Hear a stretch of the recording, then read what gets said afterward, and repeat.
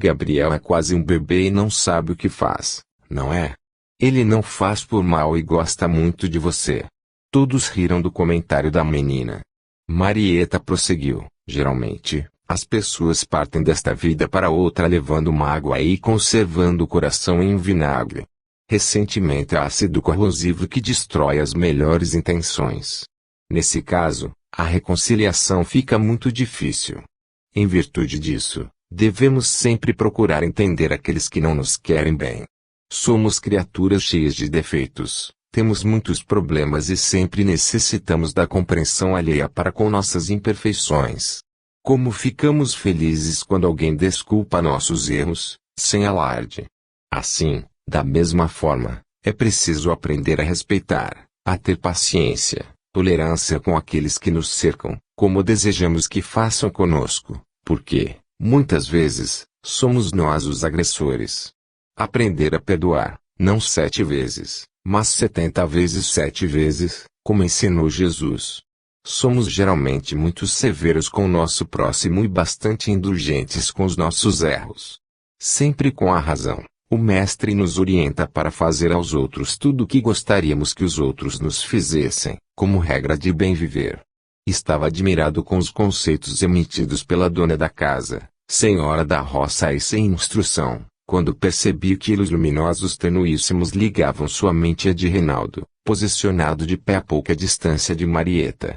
Nesse momento, Dora lembrou-se dos pesadelos que vinha tendo durante a noite e, na tela da memória, reviu a figura do homem que tanto a perturbava. Sentiu que a lição evangélica fora dirigida especialmente a eles, como se ambos necessitassem de perdão recíproco. Embora sem entender, teve a certeza de que ele estava presente. Como pode ser isso? Pensou, não contendo as lágrimas. Na espiritualidade, detectando seu pensamento, busquei com o olhar a estranha criatura, que se conservava contida num canto do ambiente. A essa lembrança, o obsessor se agitou e tentou soltar-se, no que foi impedido por um dos auxiliares. Henrique, a meu lado, falou em voz baixa. Percebeu a sintonia que existe entre eles. Bastou-lhe a emissão mental da parte de Dora para que ele se ligasse a ela novamente. Por isso é tão difícil separarmos seres que têm afinidade entre si. Trata-se, não raro, de grande violência cometida contra eles. Assim, na execução da nossa ajuda, precisamos agir com muito cuidado e discernimento. Concordei com um leve gesto de cabeça, todavia, desejava mais esclarecimentos. Antes que ensaiasse alguma pergunta, Henrique respondeu, agora não, César. Mais tarde conversaremos sobre o assunto. Ouçamos, indicou com os olhos a reunião que prosseguia entre os encanados. Nesse momento, Maneco, que ouvia calado, lembrou, como agricultor, gosto de examinar o exemplo da natureza. Quando podamos uma árvore, cortando seus galhos, ferindo-a, ela responde à nossa agressão com ramagem ainda mais bela. Ao rasgarmos a terra por ocasião do plantio, revolvendo-a e causando-lhe sofrimento, ela nos brinda com brotos novos e tenros, transformando-se o solo árido em tapete verdejante.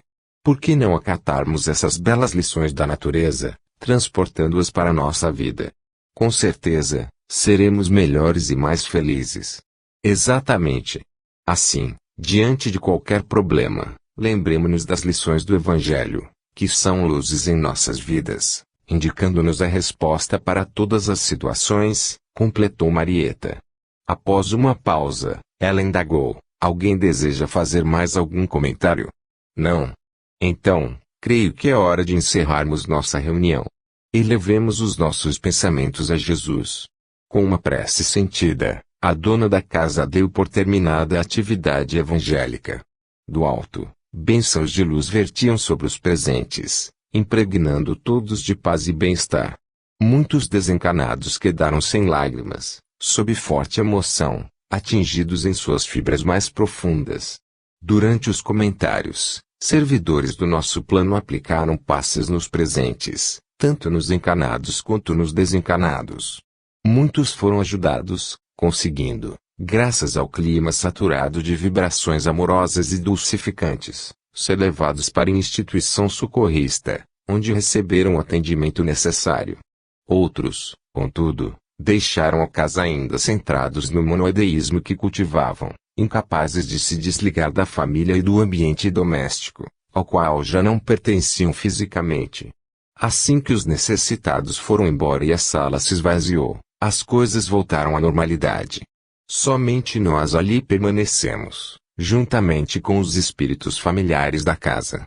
De modo geral, o trabalho fora pródigo em resultados benéficos.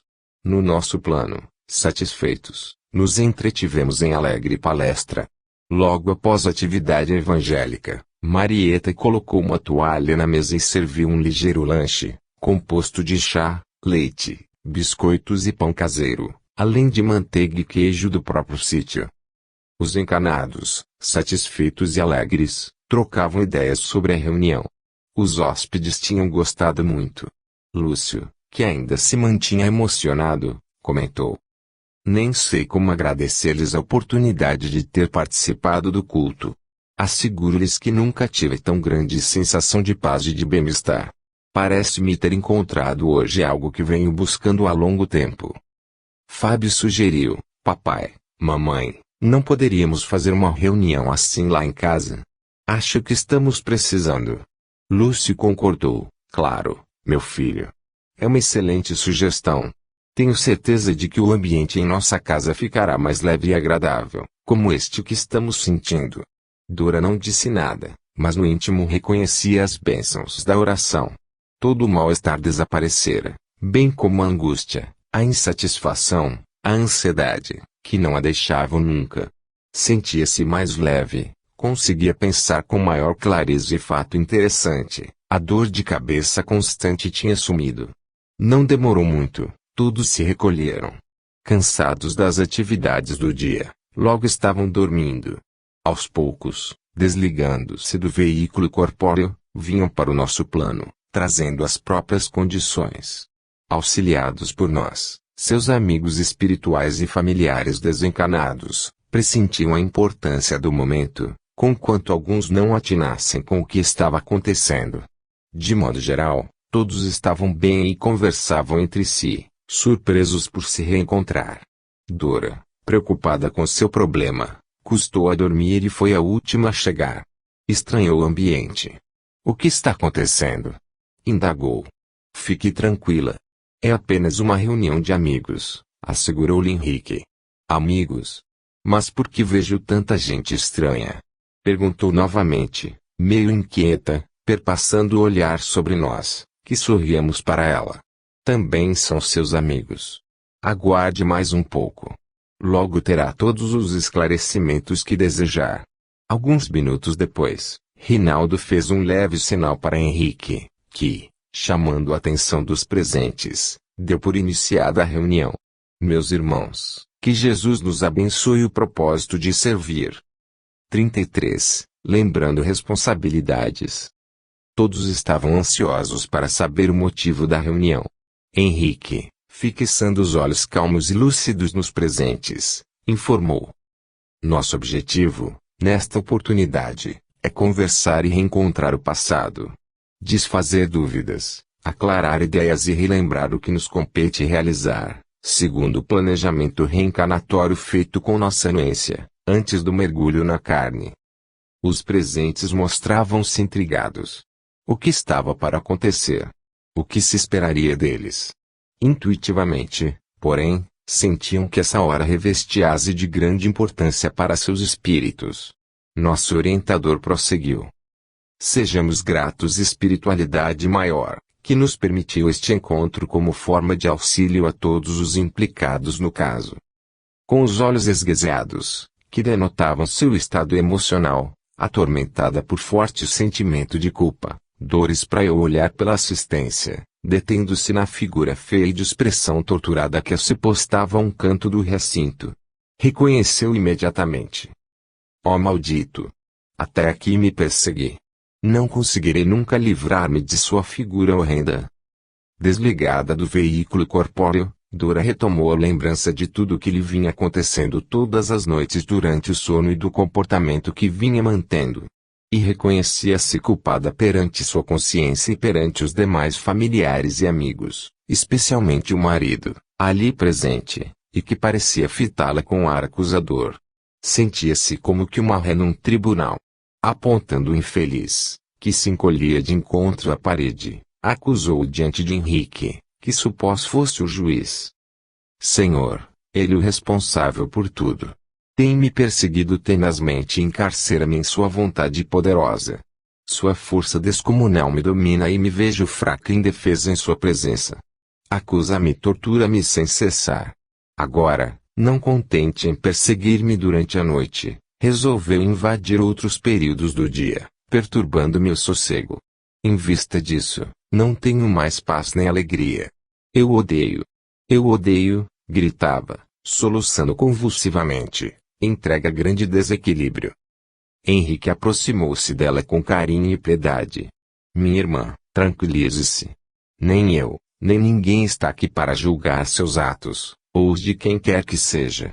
Desejamos apenas esclarecer alguns pontos obscuros, o que será de grande benefício para todos. Somos seus amigos e nosso objetivo é tão somente ajudá-la. Acalme-se e confie. Sob os eflúvios que emanavam do instrutor, e ouvindo-lhe as palavras serenas, Dora respirou fundo, procurando readquirir o equilíbrio emocional. Enquanto isso, vendo-se apontado pela mulher e recebendo em cheio suas acusações, o infeliz reagiu violentamente, sua víbora. Serpente venenosa que agasalhei e nutri em meu peito. Você me acusa de persegui-la e de torturá-la. Não sabe o que diz. Por tudo o que me fez, você merecia muito mais, miserável. Ou não se recorda do quanto sofri por sua culpa? Você pode enganar quem quiser, mulher infame, mas não a mim. Sua zambuja, lembra-se. Conheço a de seu beijo e sei todos os seus truques. Aquelas palavras acusadoras e o tom com que foram ditas fizeram com que o tênue véu que encobria o passado fosse retirado, e Dora, entre o espanto e o temor, exclamou. A zambuja. Sim, sou eu mesmo. Eu, que aqui estou para cobrar tudo o que você me deve, mas... está tão diferente. Não o reconheci com essa aparência, gaguejou, a tremer nervosamente. Por certo. Já não me apresento mais com elegância, como antigamente. Os trajes luxuosos, as joias, o penteado cuidadoso. Tudo isso ficou no passado. Esta é a aparência que você me deu. Desde aquela época, há tanto tempo, estou assim, disse, com refinada ironia. Fez uma pausa e riu com sarcasmo. Lembra-se de como mandou matar-me? Ordenou a seu criado de confiança que me destruísse a vida e depois, para que não ficassem vestígios comprometedores, me queimasse o corpo. Pois foi exatamente o que ele fez. Aquele miserável que ali está, Basílio. Com o dedo em riste, apontou para Lúcio, que, olhos esbugalhados, ouvia tudo, retornando no tempo e recordando-se também dos acontecimentos narrados. Enquanto a zambuja falava, pela mente de Lúcio passavam as cenas descritas, que ele tão bem conhecia. Depois de matar o infeliz, viu-se arremessando o que restava do corpo por uma ribanceira, onde nunca seria encontrado. Invadido pelas lembranças, Lúcio soluçava convulsivamente, balançando o enorme corpo. Perdoe-me, a zambuja. Estou muito arrependido. Perdoe-me, dizia Basílio Lúcio. Não merece o meu perdão, miserável. Cúmplice dela. Destruiu minha vida para evitar que contasse a verdade a Fernando, o marido, que eu e ela éramos amantes.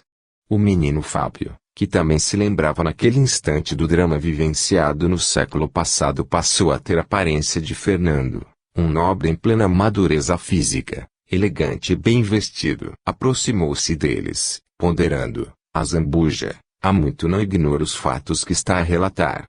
Embora traído e também assassinado posteriormente pela ação ambiciosa de Genoveva, a esposa que não pôde esperar minha morte para herdar minha fortuna, recuperei-me no mundo espiritual e compreendi, após muito sofrimento, que me competia perdoar aos meus algozes. Por isso, recebemos de Deus a bênção de renascermos para uma nova experiência na carne. Só você não aceitou a oportunidade que lhe era oferecida na ocasião, por se conservar cheio de ódio e de desejo de vingança. Enquanto a Zambuja, diante das palavras ponderadas e ternas de Fernando Fábio, mudava lentamente o teor mental, atingido pelas vibrações amorosas do grupo, Fábio prosseguiu, sob as bênçãos do Altíssimo, estamos aqui para nos entender. Basta de desavenças e de mágoas. Façamos as pazes e nos tornemos amigos. Nada tenho contra você. Todo o mal que me fez recaiu sobre si mesmo. Na verdade, hoje sei que eu não era uma vítima inocente. Segundo a lei de causa e efeito, mereci o que passei em virtude de compromissos anteriores, ligados a fatos ocorridos no século XVII. Quando Fábio disse essas palavras, Adriana, que, a meu lado acompanhava atentamente o diálogo, caiu em pranto. No silêncio que se estabeleceu, só se ouviam seus soluços. Buscando nossa amiga com os olhos, Fábio aproximou-se dela com ternura e abraçou. Sim, Loreta, eu mereci o que passei porque também a fiz sofrer. Você tinha razão quando me acusava. Eu a iludi, fazendo acreditar que a amava, quando minhas intenções eram apenas aproximar-me de você para chegar até Natália. Confesso que também não amava, embora me sentisse atraído por ela. Desejava apenas ficar com a fortuna dela. Não entendo, Rodolfo. Eu também era rica e o amava, questionou ela. Menos rica, porém, que Natália. Eu tinha feito investigações e descobri que Natália era sua meia-irmã, que a mãe dela falecera deixando-lhe imensa fortuna. Descobri também, conversando com o médico de Natália, que seu estado era grave e teria pouco tempo de vida. Como minha ambição não tinha limites, uni o útil ao agradável. Lamento profundamente, mas esta é a verdade. Meu Deus, exclamou Adriana. E eu que não sabia que Natália estava doente. Cometi um crime sem necessidade e compliquei o meu futuro, tornando-me criminosa e culpada perante a lei divina. Janaína se aproximou como Natália, vestida agora com trajes antigos e com a aparência de uma linda jovem. Adriana, que sob nossas vistas voltara à aparência de Loreta, olhou-a e suplicou.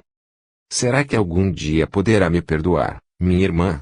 Nos olhos de Natália percebia-se ainda mágoa e ressentimento, que ela fazia esforço para vencer. Inclinou a cabeça sobre os ombros de Rodolfo Fábio, enquanto ele, envolvendo-a ternamente com o braço, suplicou, minha querida, perdoe. Tudo isso já passou. Loreta hoje é outra criatura e luta para vencer a si mesma. O perdão é uma necessidade, porque todos precisamos do perdão uns dos outros. Houve época em que você também a prejudicou, lutando por mim, que, fraco, nunca soube decidir-me por uma ou por outra.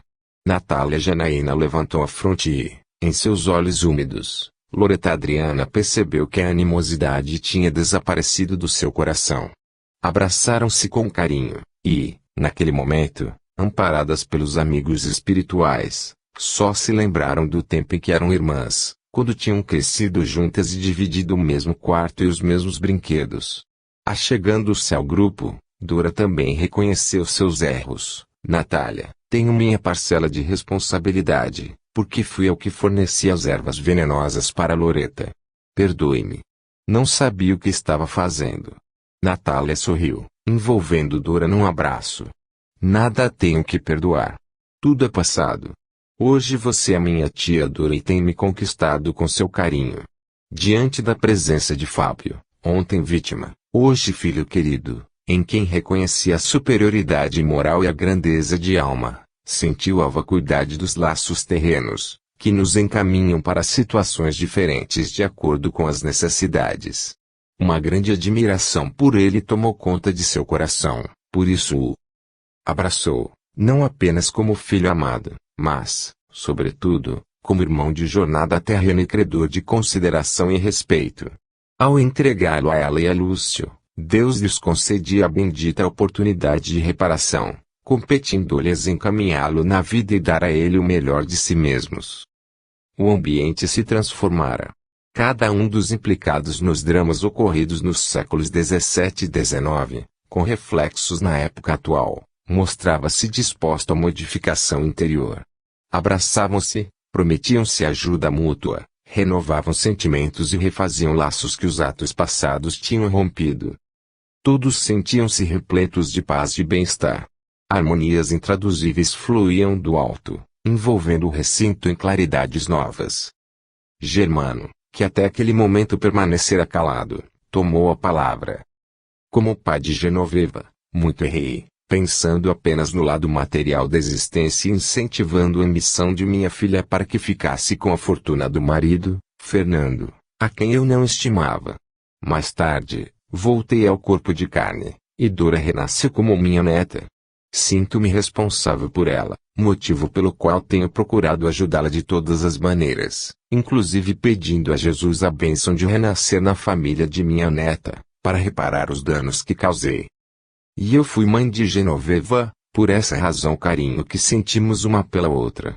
Desejo ajudá-la em tudo o que puder, afirmou Marieta, abraçando Dora, sua amiga de hoje e filha querida do passado.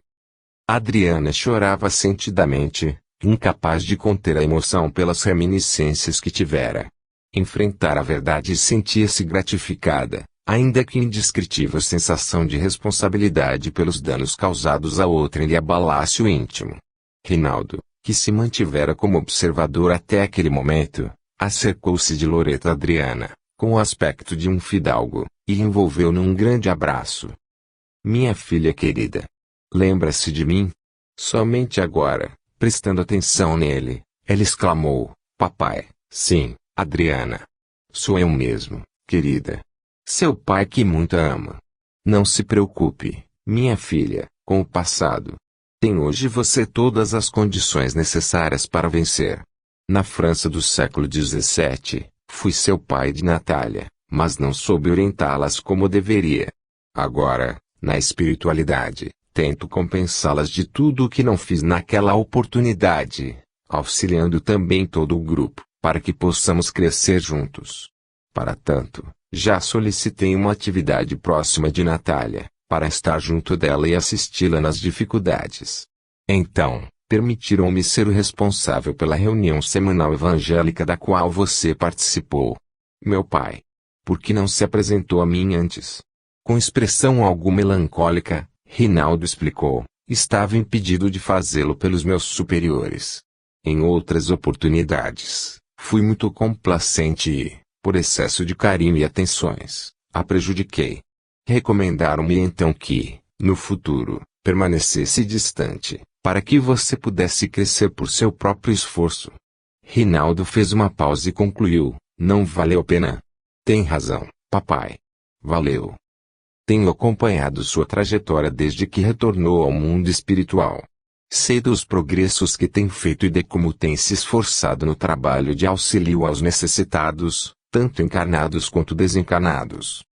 A essa evocação, Adriana ficou pensativa por alguns instantes, lembrando-se de como chegaram além-túmulo, consumida pelas drogas e inconsciente do seu estado. Antecipando a pergunta da filha, que detectara mentalmente, Rinaldo explicou. Sua ligação com os alucinógenos é antiga, minha filha. Naquela encarnação mesmo, como Loreta, na maturidade você ficou doente. Em virtude das dores, precisava usar substâncias fortes, extraídas de ervas, que a tornaram dependente.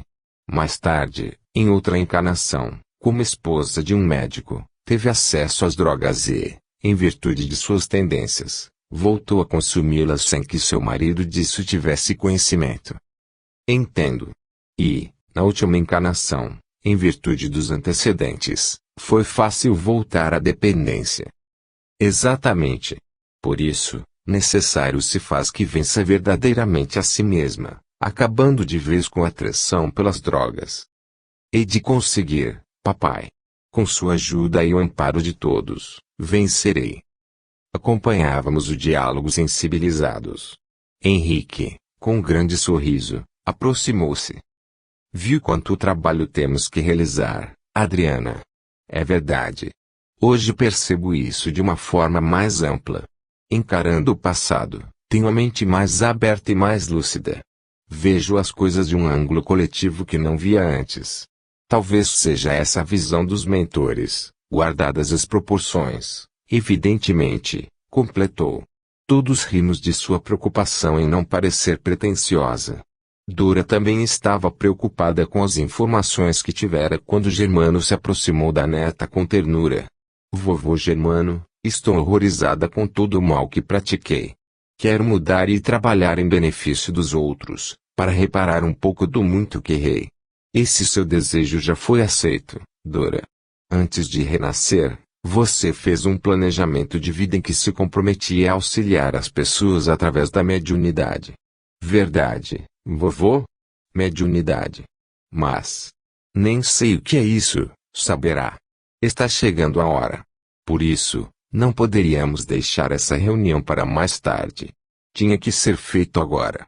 Você teve a primeira noção de espiritismo hoje, momento que se revestiu de grande importância. Não foi por acaso que Marieta, sua mãe do passado, apresentou a doutrina dos espíritos. Deverá aproveitar a oportunidade e procurar estudar cada vez mais.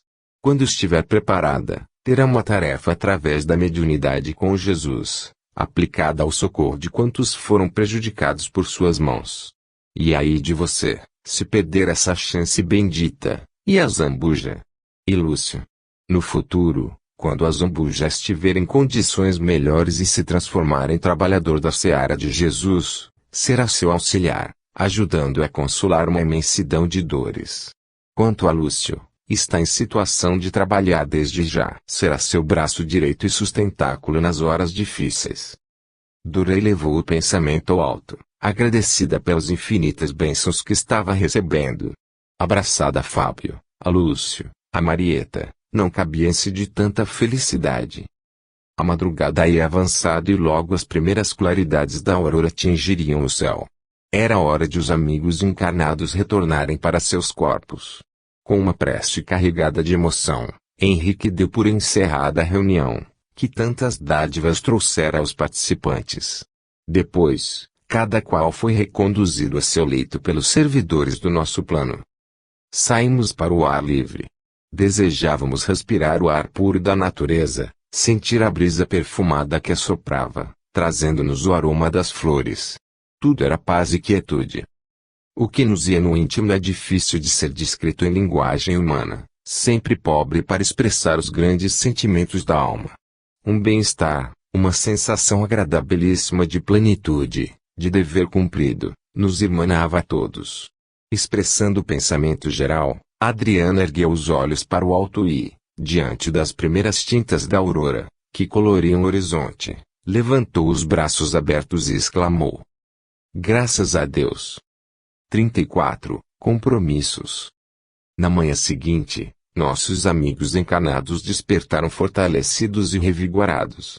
Nós, da equipe espiritual, permanecemos no sítio Santa Matilde para comprovar o resultado de nossos esforços.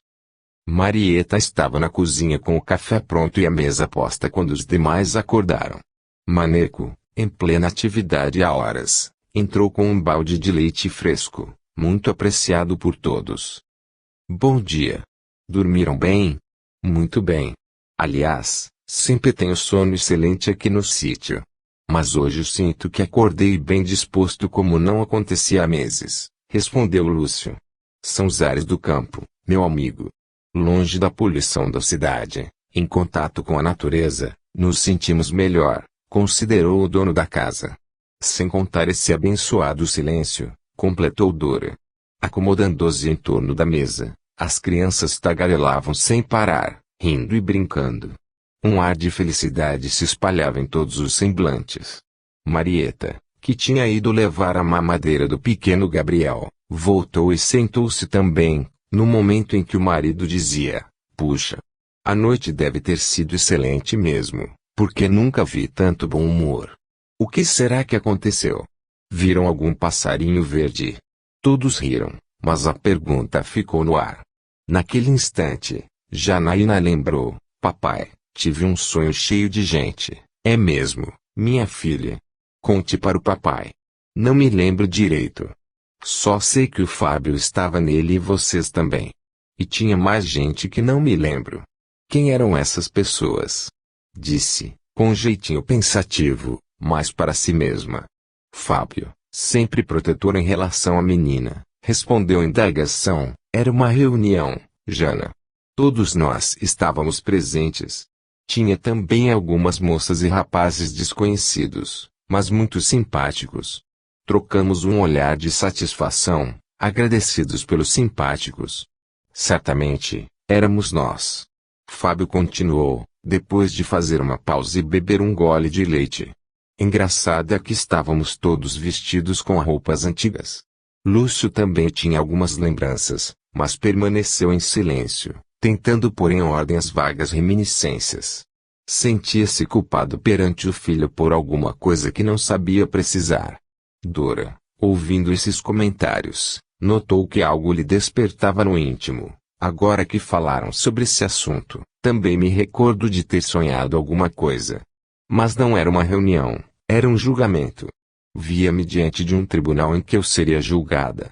Interessante é que, à semelhança do que aconteceu com Fábio, parecia um filme antigo, como se a história tivesse ocorrido há séculos. Nisso, apareceu uma criatura horrível, que me causava grande medo e que me ameaçou. Depois, ela se transformou num homem muito bem vestido e atraente. E, coisa curiosa, fizemos as pazes. Engoliu as lágrimas prestes a cair e afirmou, mal contendo a emoção: não sei porquê, mas acho que minha vida vai mudar depois dessa noite. Lúcio, que se conservara calado, deu corpo a seus pensamentos. Também tive sonhos estranhos e grande parte deles se conserva sob tênue véu, como se a qualquer momento eu fosse me lembrar. O que tenho muito nítido é que eu conversava com um velhinho alto, magro de maçãs do rosto salientes. Apesar de não tê-lo conhecido, Dora, achei que era o meu avô Germano, exclamou Dora, cheia de emoção, interrompendo o marido. Sim, ele mesmo. Também me lembro agora de tê-lo visto no meu sonho. Como pude esquecer? É natural, comentou Marieta. Os nossos sonhos não são lembrados na sua totalidade. Apenas aquilo que o espírito consegue reter e que lhe poderá ser de utilidade na vida terrena. Surpreso, Lúcio indagou: como assim? Lúcio, quando dormimos, o espírito se desprende do corpo e vai para onde quiser. Normalmente, para onde estão direcionados seus interesses. Faz visitas, encontra pessoas, estuda, aprende, se esses são seus desejos.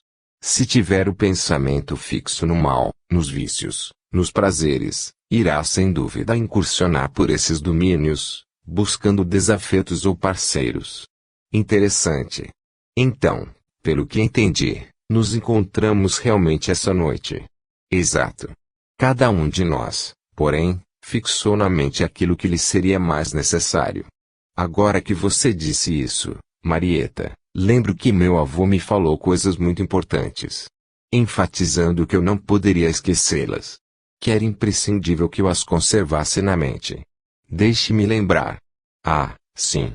Disse-me que vou trabalhar com a mediunidade e ajudar muita gente. Tem muita lógica essa afirmação do seu avô, porque, pelo que me contou ontem à tarde, Dora, você é dotada de grande sensibilidade, considerou Marieta. Algo me diz que vou ter de aprender sobre esse tal de espiritismo, completou Dora. Todos estavam surpresos e encantados. Marieta também se recordava do sonho, mas se absteve de relatá-lo.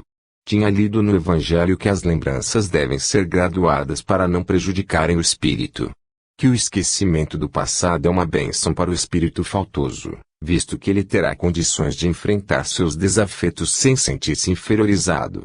Por isso, guardou apenas para si mesmo a cena em que se viu como mãe de Dora numa outra encarnação e entendeu a razão do seu grande afeto maternal em relação a ela.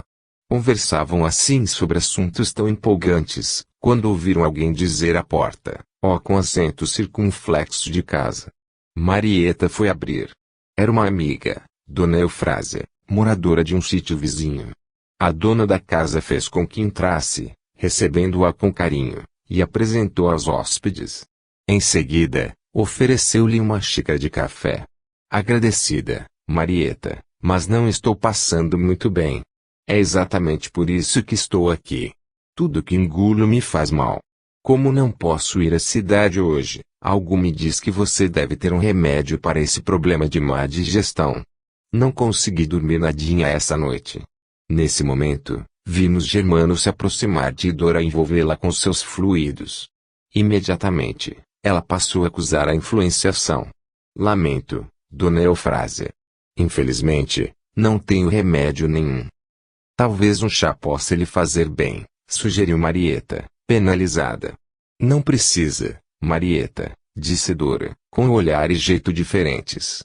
Depois levantou-se e, diante do espanto dos demais, aproximou-se da recém-chegada, colocando as mãos sobre seu ventre por alguns minutos.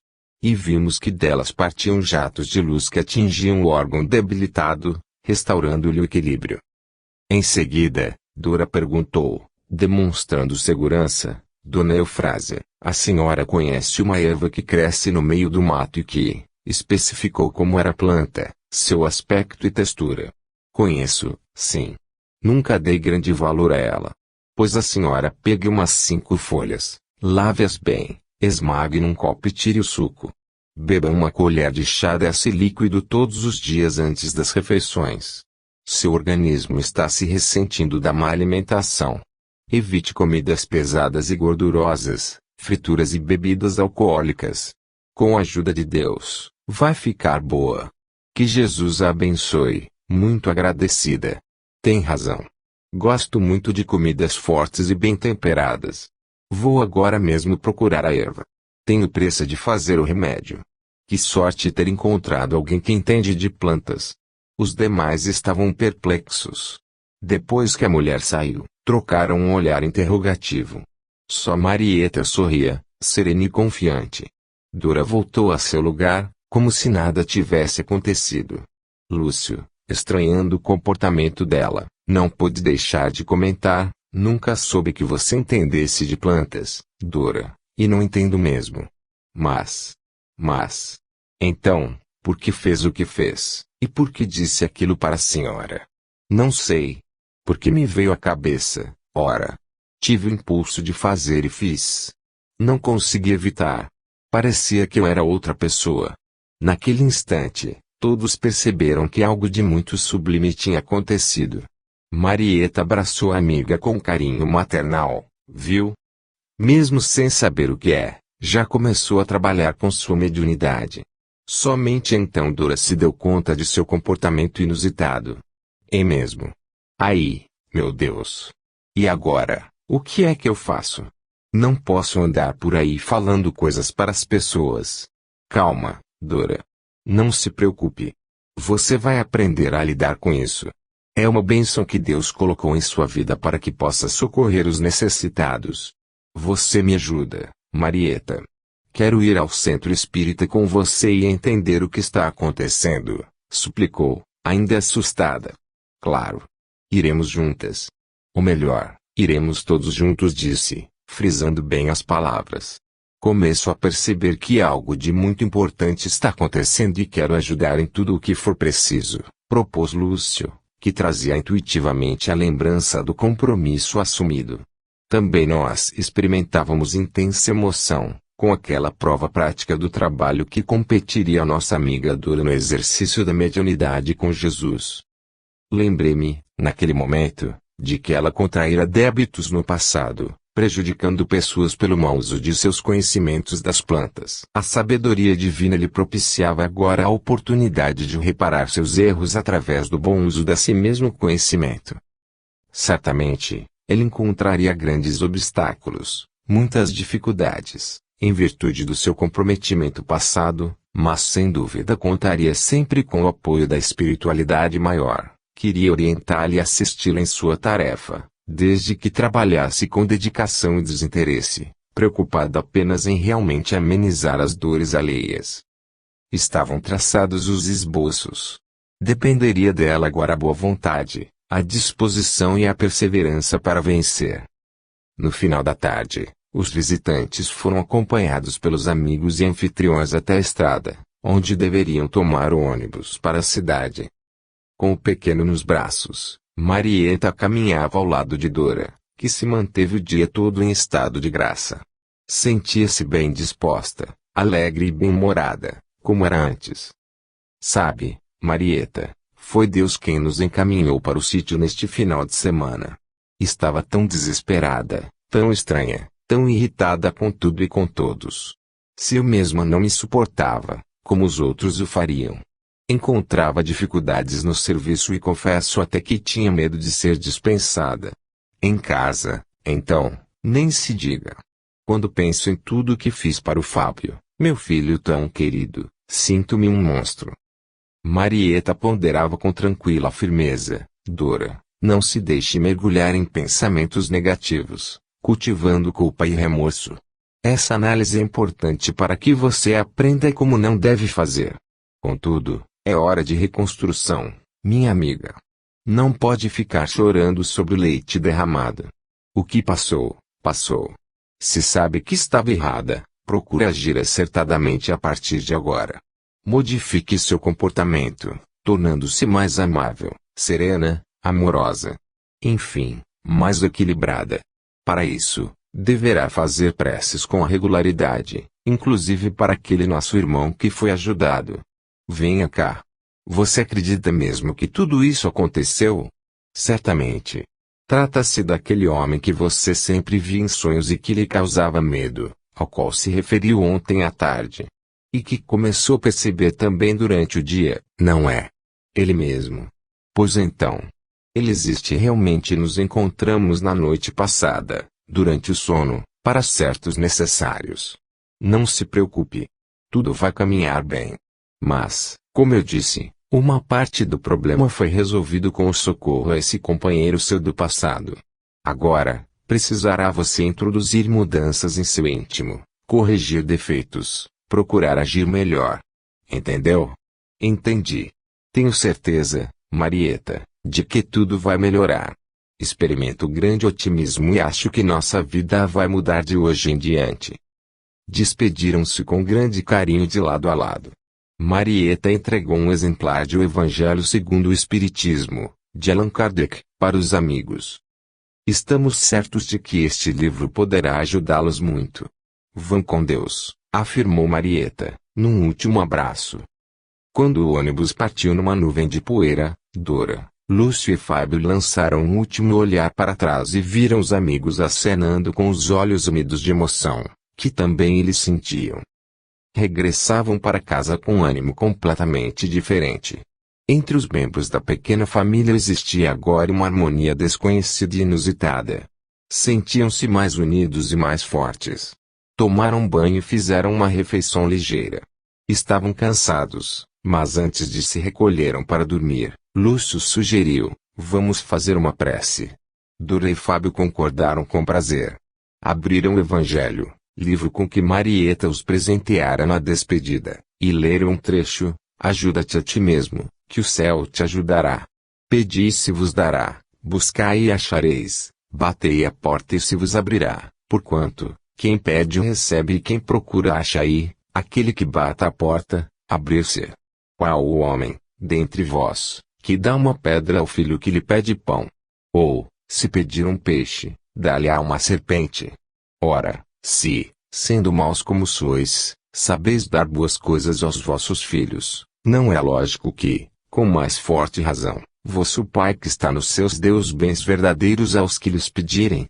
Mateus, capítulo 7, versículos 7 a 11. As palavras caíram em suas almas sedentas de conhecimento como bênçãos de luz.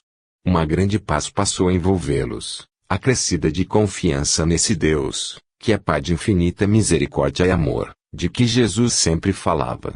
Jamais tinham tido a oportunidade de adentrar o conteúdo das lições evangélicas, e agora se maravilhavam com elas.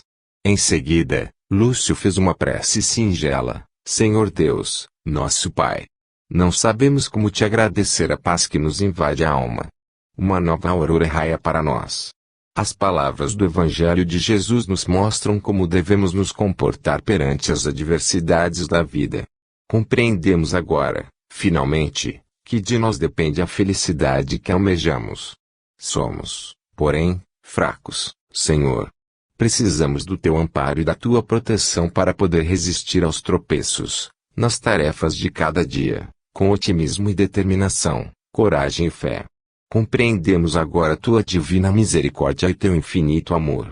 Então, se não for pedir demais, Senhor, permite a teus mensageiros, nossos anjos da guarda, estarem conosco e nos ajudarem na execução de nosso desejo de progredir. Percebemos, maravilhados e agradecidos, que um novo trabalho está se delineando e nos dispomos a realizá-lo com boa vontade e amor, se esta for a tua vontade. Para isso, rogamos as tuas bênçãos para que possamos fazer o melhor. E se algo fizermos de errado, alerta-nos, Pai, para que não venhamos errar novamente. Obrigado, Senhor. A prece de Lúcio, imbuída de grande sinceridade e de real desejo de melhoria interior, que acompanhamos reverentes, tocava-nos os corações. Também nós, na espiritualidade, nos sentíamos agradecidos pela oportunidade de servir, pela nossa tarefa, que estava no término, coroada de êxito, a qual permitiu-se derramassem tantas bênçãos sobre todos os envolvidos. Dizer da felicidade que nos dominava o íntimo é difícil, quiçá impossível, porque o sentimento dos espíritos, que já não pertencem ao mundo dos encarnados e que habitam outras muitas moradas da casa do Pai no espaço cósmico, é muito mais intenso e verdadeiro, visto não terem mais as amarras do corpo físico nem suas limitações. Todos estavam dormindo. Era hora de partir. Nada mais tínhamos a fazer ali no momento. Ficaríamos, no entanto, em contato com eles, acompanhando o desenrolar dos acontecimentos e o progresso do grupo. Despedimo-nos dos amigos ali presentes. Desprendidos do veículo corpóreo, os encarnados foram ao nosso encontro e nos abraçamos emocionados. Especialmente Fábio, que nos tocara o coração pela grandeza de alma.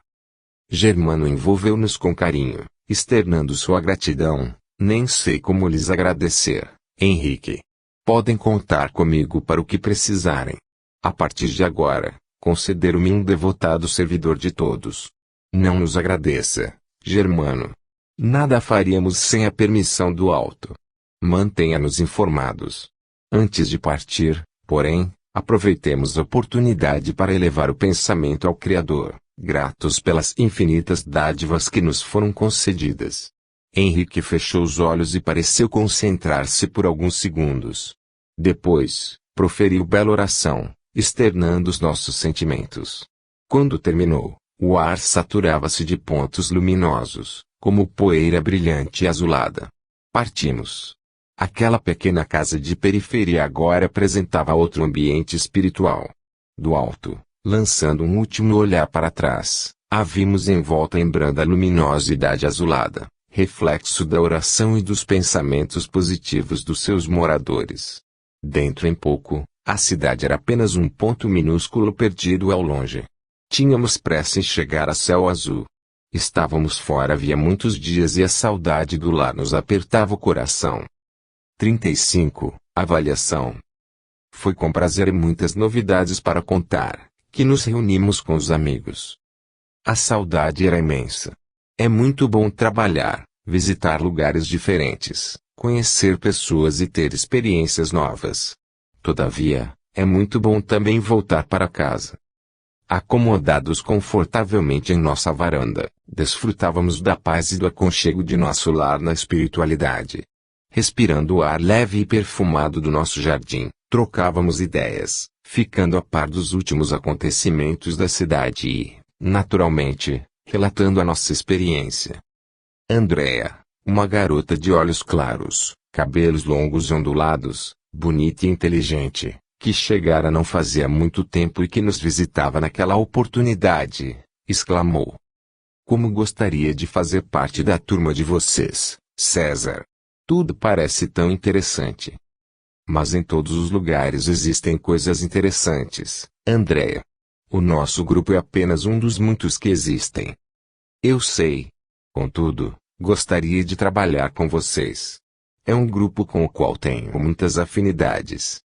Eduardo, que, a par das nossas atividades comuns, desenvolvia também um trabalho com adolescentes chegados há algum tempo e em fase de aprendizado, considerou: "Poderá trabalhar conosco, não tem problema nenhum. Precisa apenas se preparar, estudando e aprendendo sempre." Apesar de sua permanência não muito longa aqui na espiritualidade, já avançou bastante. Seu desejo de melhorar e progredir é visível. Eusébio, o orientador de nossa turma, disse que logo vamos começar com as aulas práticas, afirmou, eufórica. Está vendo? Encorajou Ana Cláudia.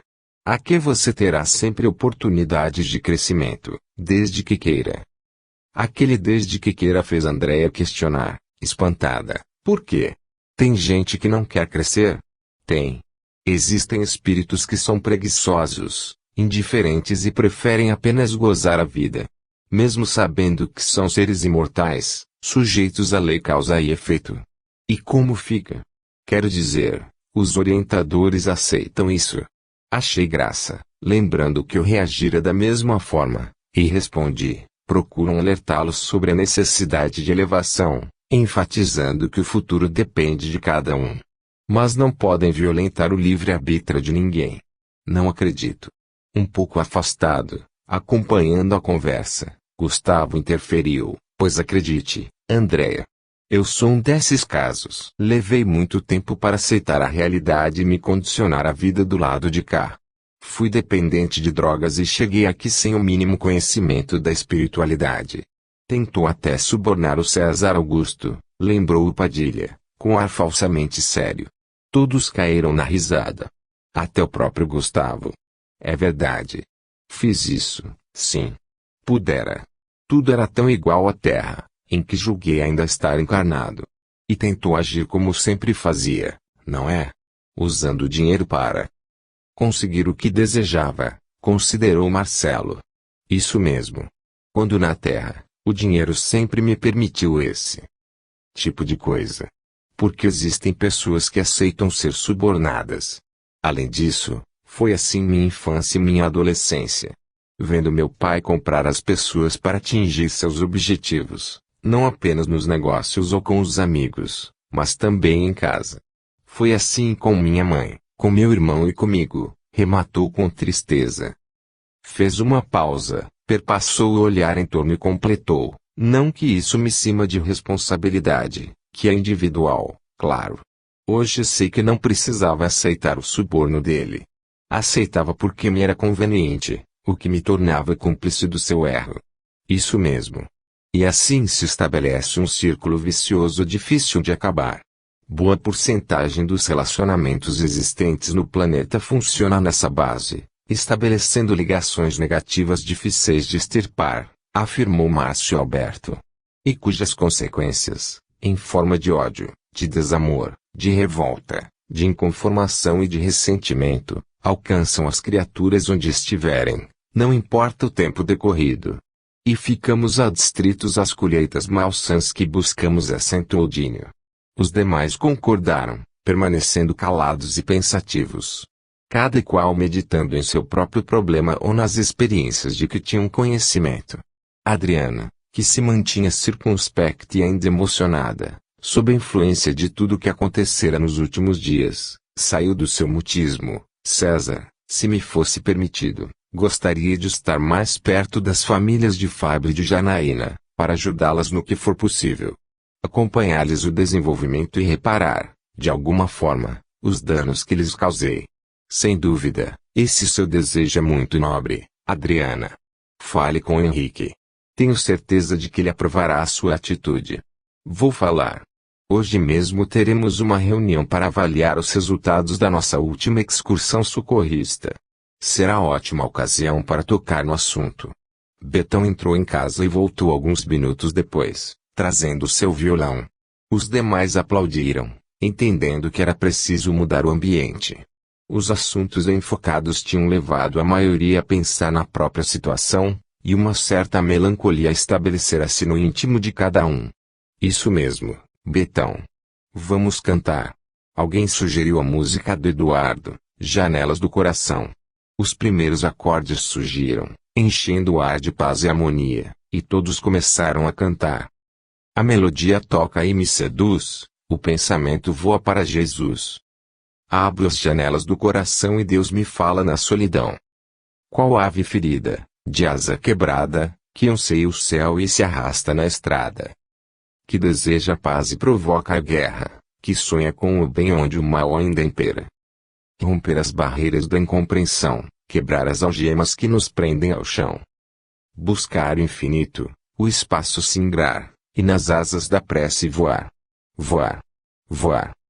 Voar em busca da luz, de uma nova manhã, vendo em cada criatura, realmente uma irmã. Em busca da luz, de uma nova manhã, onde cada criatura seja realmente uma irmã. Quando as últimas notas soaram, o ambiente estava impregnado de vibrações dulcíssimas, e nos sentíamos emocionados. Surgiu outra sugestão. E mais outra. E outra mais. O tempo passou de forma agradável, sem que nos dessemos conta. Chegou porém a hora em que a responsabilidade nos alertava para o cumprimento do dever. Plantão no hospital, cursos, atividades práticas. Dispersamo-nos, enquanto Gladstone, Melina, Paulo e Irineuzinho, entre outros, retomavam de suas funções. Era sempre assim. Um entra e sai constante. Ao cair da noite, fomos para a sede do Centro de Estudos da Individualidade. Cada equipe tinha uma sala separada. Dirigimos-nos para nós e ficamos aguardando os demais membros do grupo. Conversávamos animadamente quando Henrique chegou, poucos minutos antes do horário marcado para o início das atividades. Acomodamo-nos. O orientador fez uma prece, que acompanhamos reverentes. Em seguida, colocou em questão a missão socorrista realizada nos últimos dias. Vejamos. O que acharam do trabalho? Como sentiram o desenrolar de nossas atividades? Alberto foi o primeiro a dar a opinião. Achei muito bom. E, mais uma vez, aprendemos que não se pode julgar ninguém. Dora, por exemplo, não gozava de nossa simpatia no início, em virtude de seu comportamento. Com o tempo, percebemos que ela era apenas uma criatura necessitada de ajuda e de compreensão. E, concluiu, por sinal, já tínhamos visto isso acontecer em outros casos, quando nos arvoramos em pretensos julgadores, e nos demos mal. A realidade mostrou-se bem diferente daquilo que pensávamos. Exato, concordou Viviane. Quando se entra no problema, nota-se que ninguém é intrinsecamente mau. É apenas alguém equivocado em suas atitudes por ignorância das leis que regem a vida. Mesmo a Zambuja, que à primeira vista parecia como um perseguidor implacável e vingativo, no fundo, tirando a máscara, era uma vítima do passado, que, pela incapacidade de perdoar, ficou preso às próprias imperfeições e ao sofrimento, considerei. Adriana, que até aquele momento não falara, ponderou. Vocês estão comentando que sentiram como observadores neutros e imparciais, que analisam um problema do qual não fazem parte. No meu caso, que participei desse processo, que vivenciei os acontecimentos, a carga de emoções é intensa. Sinto agora realmente o peso da responsabilidade. Jamais pensei que poderia ter um passado como esse que me foi mostrado. É o tipo da coisa que achamos que só acontece com os outros, nunca conosco. É verdade. Como entrar ladrão em casa, como sofrer um acidente. Ou como morrer, acrescentou Viviane. Isso mesmo. E confesso que o choque foi grande. Mas agora posso compreender muitas coisas. É como se em minha cabeça, de repente, tudo se tornasse claro. Por exemplo, quando encanada, sempre senti um vazio dentro de mim, pois tinha certeza de que não encontraria ninguém a quem eu viesse a amar. Sentia saudade de alguém que não sabia quem era, que conhecera não sabia quando, nem onde. Alguém que não tinha rosto e que, ao mesmo tempo, estava sempre presente em minha vida. É uma sensação difícil de explicar. Hoje eu sei, sem sombra de dúvida, que sentia falta de Rodolfo, atualmente reencarnado como Fábio. E muitas coisas mais, sua ligação com as drogas, lembrei, procurando ajudá-la. Também, César. Agora sei que o problema é bem mais profundo do que parecia que exigirá de mim esforço redobrado. Mas você tem tudo para vencer. A consciência da dificuldade nos impulsiona para a solução, aduziu Alberto, que já enfrentara o mesmo tipo de problema do qual se sentia liberto. Tem razão, companheiro. Lutarei com todas as forças para vencer. Além disso, sei que não estou sozinha. Tenho vocês, este grupo que me fortalece, meus verdadeiros amigos, sem contar nossos superiores. E confio na misericórdia divina, que nunca nos desampara, em Jesus, que é o amigo maior, em Maria de Nazaré, amando os necessitados. Ela